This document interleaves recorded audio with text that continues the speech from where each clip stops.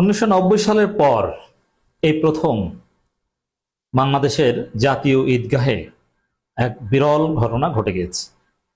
দর্শক, বাংলাদেশের কোনো নির্বাচিত প্রধানমন্ত্রী এবং নির্বাচিত রাষ্ট্রপতি দুইজন একই সঙ্গে জাতীয় ঈদগাহে ঈদের নামাজ আদায় করেছেন।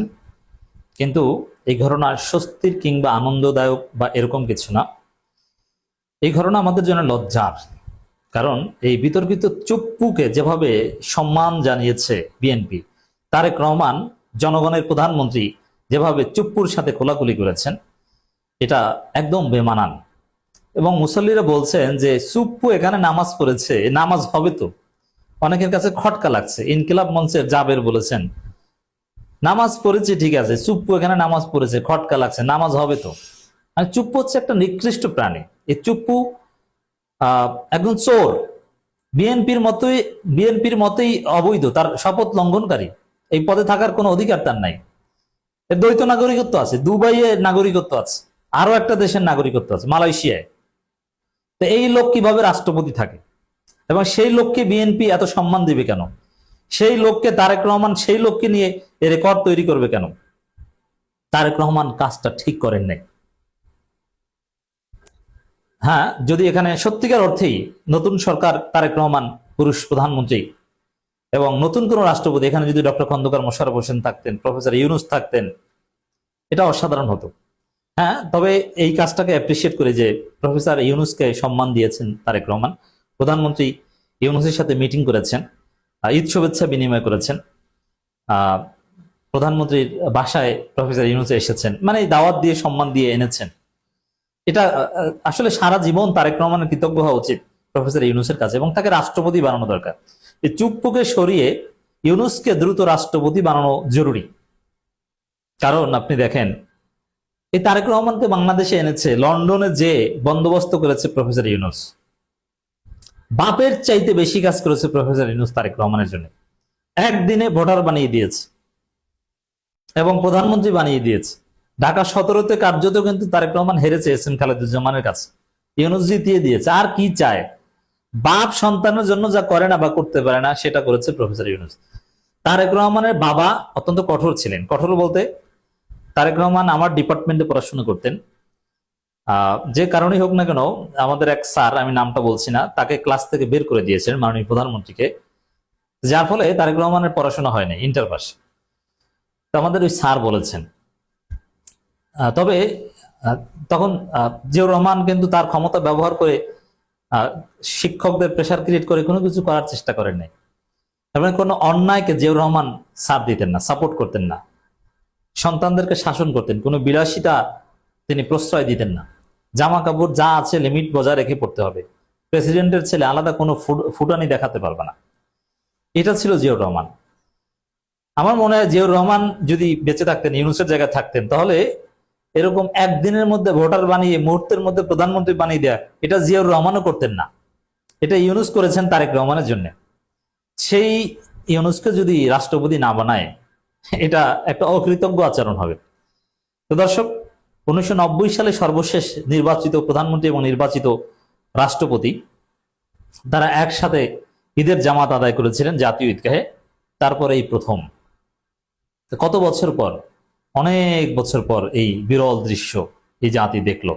কিন্তু সেখানে চুপ্পু, এই জন্য মানুষ হতাশা ব্যক্ত করছে এবং সমালোচনা করছে। আপনারা জানেন দর্শক, রাজধানীতে বৃষ্টি, এই বৃষ্টির মধ্যে মাননীয় প্রধানমন্ত্রী তিনি ঈদগাহে গিয়েছেন, নামাজ পড়েছেন, কিন্তু তার মাথায় কি টুপি দিলে কোনো সমস্যা? আমার মতো, আমি জানি না, আমিও নর্মালি টুপি পরি না, পড়তে পারি না, যে কোনো কারণেই হোক সমস্যা আছে।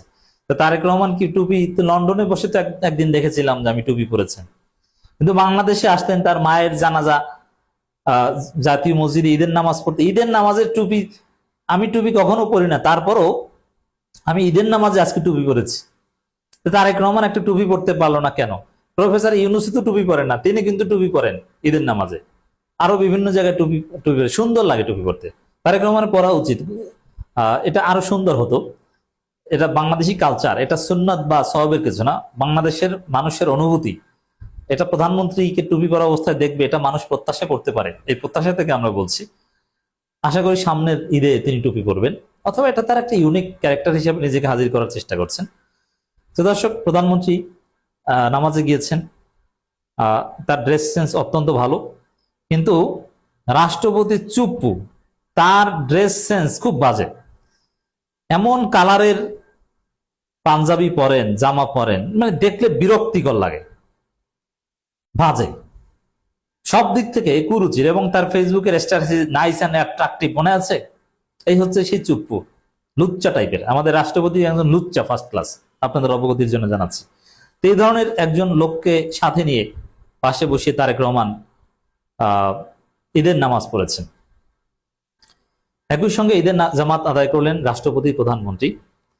কিন্তু এই দৃশ্যটা আমাদেরকে কষ্ট দেয়। এখানে চুপ্পু ছাড়া অন্য কেউ থাকলে আমরা অত্যন্ত গত বছর প্রফেসর ইউনূস যেরকম জাতীয় ঈদগাহে নামাজ পড়েছেন, এটা আমরা অত্যন্ত গ্লোরিফাই করে প্রচার করেছি এবং মানুষ এটা গ্রহণ করেছে। মানুষ স্যারকে অভিনন্দন জানিয়েছে, সবাই স্লোগান দিচ্ছে, স্যার 5 বছর চাই, 5 বছর চাই। তো তারেক রহমানের ক্ষেত্রে হয়তো বা সেরকম বলতো। এরকম পুরুষ প্রধানমন্ত্রী পেয়ে মানুষ আপ্লুত অনেকটা, একটা নতুন বাংলাদেশ, যে বাংলাদেশ মনে হয় যে হাসিনা গজব থেকে বেঁচেছে। নারী প্রধানমন্ত্রী আর নিকট ভবিষ্যতে হওয়ার সম্ভাবনা নাই। অনেক সমস্যার সমাধান, নারী প্রধানমন্ত্রী হওয়াটা সমস্যা না, সমস্যা হচ্ছে হাসিনার মতো নারী। তো দর্শক, সেই জায়গা থেকে আমরা মুক্তি পেয়েছি। কিন্তু চুপ্পু না থাকলে ভালো হতো। জাতীয় ঈদগাহ ময়দানে সকাল 8:30টায় পবিত্র ঈদুল ফিতরের জামাত অনুষ্ঠিত হয়। এই জামাতে অংশ নেন তারা। রাষ্ট্রপতির সঙ্গে প্রধানমন্ত্রী একই সঙ্গে জামাতে এই অংশগ্রহণ দেশের রাজনৈতিক ও ধর্মীয় ইতিহাসে এক বিশেষ মুহূর্ত মনে করা হচ্ছে।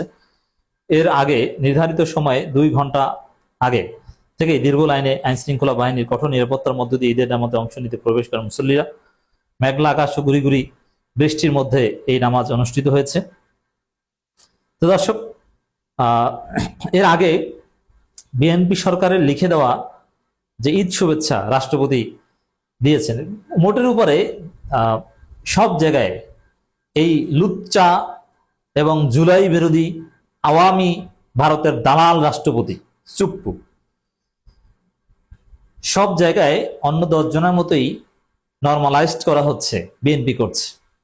এটা আমাদের জন্য জরুরি সতর্ক বার্তা যে না, এই চুপ্পুকে কিছুতেই, তারেক রহমান বিএনপি আপনারা যতই তাকে মেইন স্ট্রিমিং করেন না কেন, তার মাধ্যমে যে শুভেচ্ছা বার্তা দিয়েছেন, মনে হয় যেন বিশ্ব নেতা, মহান নেতা, এবং যেভাবে সম্মান দিয়েছেন, যে এই 2 বছর তাকে সম্মান করা হয়নি, বঙ্গভবনের মধ্যে তাকে নামাজ পড়তে হয়েছে, আর এবার তিনি জাতীয় ঈদগাহে এসেছেন। এর মানে অন্য 10 জনের মতোই এইভাবে নর্মালাইজড করা, এটা আমরা মানি না, মানতে পারি না।